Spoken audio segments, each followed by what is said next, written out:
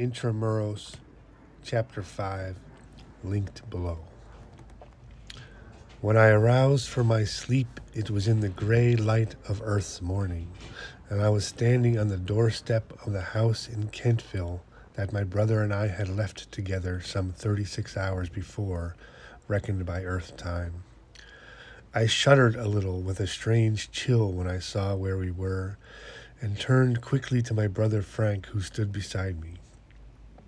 He put his arm about me and with a reassuring smile said, "For their sakes, be brave and strong, and try to make them understand your blessed change." I did not try to answer, though I took heart and entered with him into the house. Everything was quiet. No one seemed to stir. My brother softly opened a door immediately to the right of the entrance and motioned me to enter. I did so, and he closed it behind me, remaining himself outside. Something stood in the center of the room, and I soon discovered that it was a pall.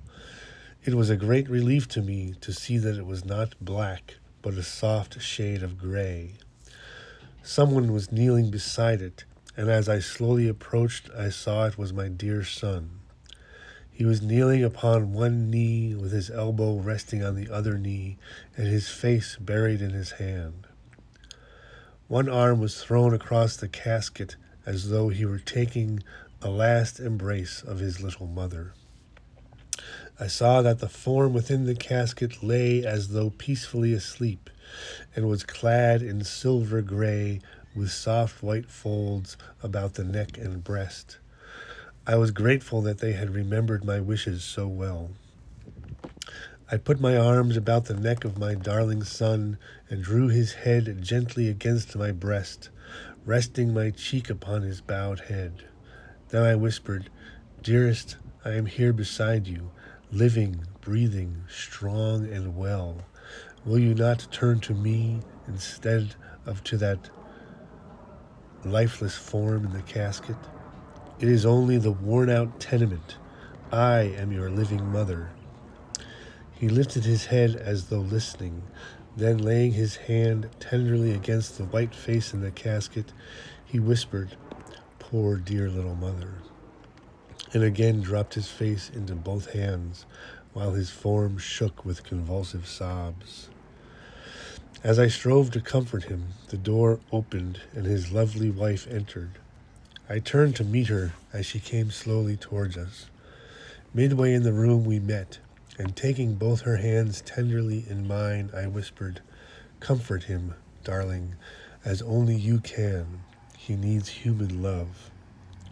She paused a moment, irresolutely, looking directly into my eyes, then passed on and knelt beside him, laying her upturned face against his shoulder.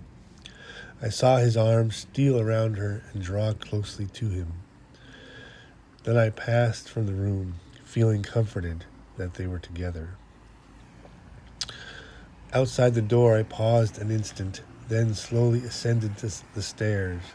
I entered the once familiar room whose door was standing ajar. All remained as when I had left it, save there was no still form lay upon the bed. As I expected, I found my precious husband in this room. He sat near the bay window, his arm resting upon the table and his eyes bent sorrowfully upon the floor. My heart's best friend sat near him and seemed trying to comfort him. When I entered the room, our brother Frank arose from a chair close beside him and passed out with a sympathetic look to me. I went at once to my dear husband, put my arms about him and whispered, "Darling, darling, I am here." He stirred restlessly without changing his position.